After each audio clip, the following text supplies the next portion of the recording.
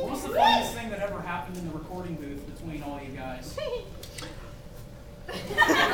We only record one at a time. You guys know that, right? Yeah. I know most of you do. For those of you that don't, we don't record at the same time. It would be a physical impossibility, number one, because the booths are a phone booth, and number two, because it's so important to match the sync, and it's so unlikely that, you know, that even one person would get every line right the first time. To try to get 5 or 6 people to do all the lines perfectly at the same time, impossible. So while that's the way the Japanese do it, because they don't have finished animation yet, the Japanese record to what basically amount to storyboards, just rough animated outlines, so they have a much more freedom in their performance than we do. But what we get is the finished animation, so we are very constrained by the mouth movements of the characters, and but then at the same time trying to give a believable performance of the line. So it gets kind of tricky. But funny things in the booth. You got something funny in the booth? There was one scene, I think it was actually on the bloopers, where like Maury tears across the street and like grabs Honey. Yes, I could not stop laughing. It was so funny, and Honey was so cute. Honey's so cute. I couldn't keep it together. Justin, the engineer, was actually like, "Man, you need to pull it together, man." Caitlin was laughing, but Justin's like, "Come on, man up." Oh, but Honey's cute. Oh gosh, funny things from Ouran.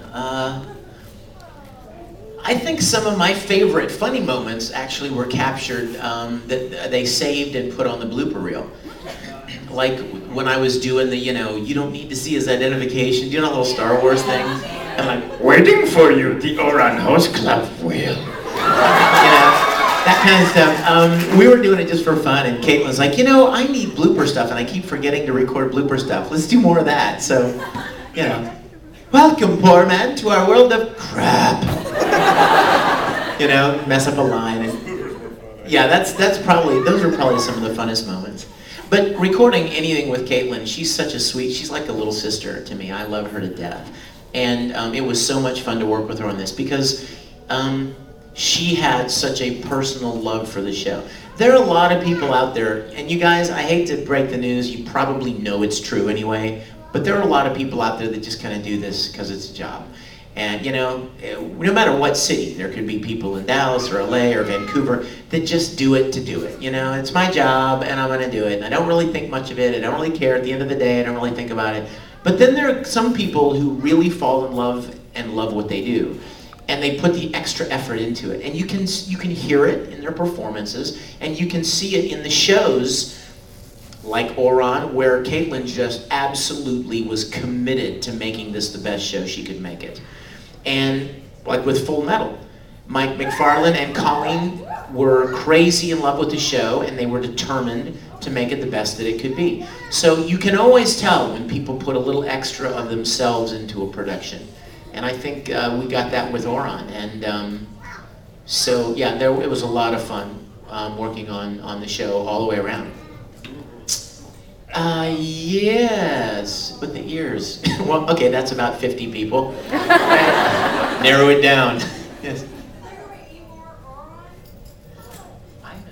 I've not heard about it anymore. We would love it, of course, but I've not heard of any more Ouran. No.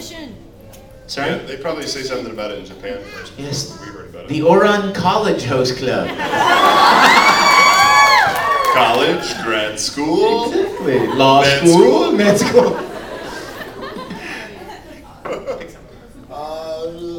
Red sleeve in the back.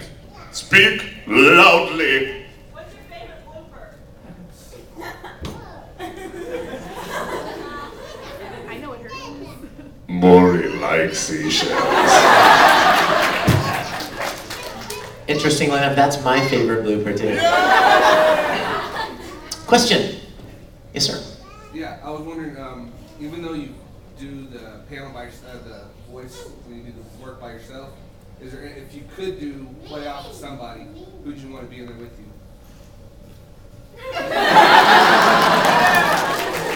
And we don't have to record anything. You know it. just turn the lights out when you leave.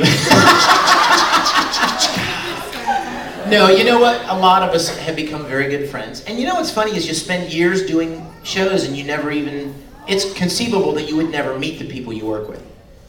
Literally. I mean, I've worked, how many of you have seen a show called D and Angel? Well,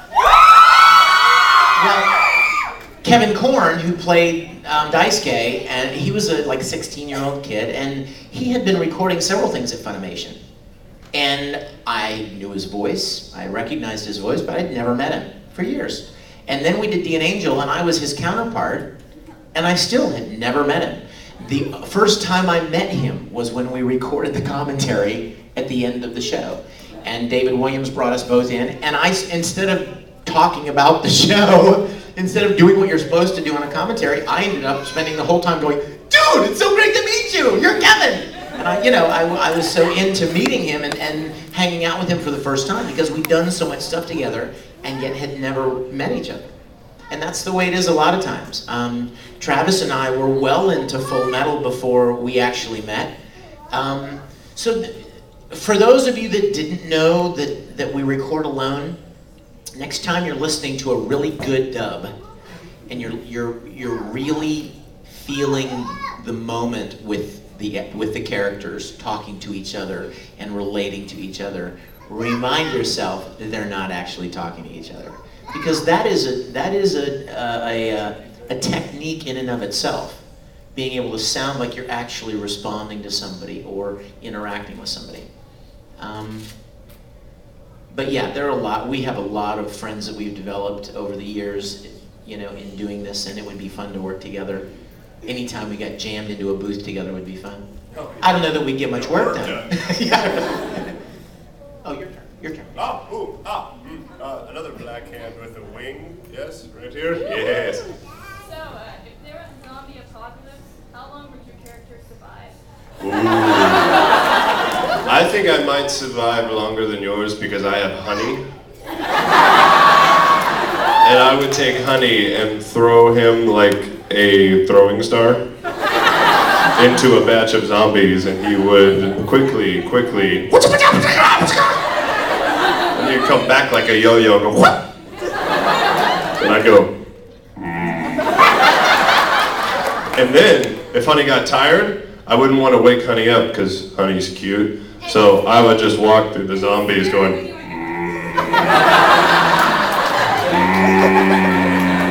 they would know I wasn't a zombie. Blend in. I think Tamaki would survive for a long time if there were a lot of female zombies. You have no shame. I think he would probably get up really close to one of the female zombies and he'd be like, I love your pale skin. You're so stiff when you walk. Or whatever, I don't know, he'd make up stuff, you know how he does. So I think he could survive for a little while until they figured out he was a complete ditz. And anyway, question. Let's see, all the way in the back. Favorite what?